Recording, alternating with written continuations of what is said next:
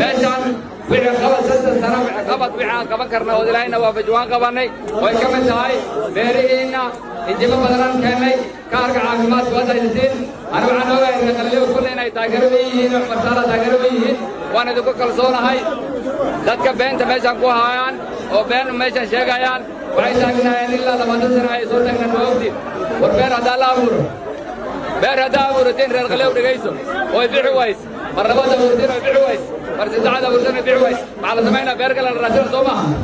dadka meeshan dadka been sheegaan maalin kasta taagan waxay idinayaan malahan waxay idinayaan malahan runta marka idin sheego xisbigan UDM ay xisbigiina waxaan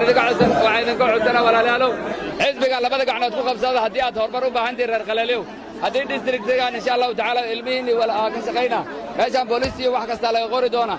hadduu ilaahay idma insha allahu sida iyada inaan xisbiga u qabsatiin aan idinka codsanaa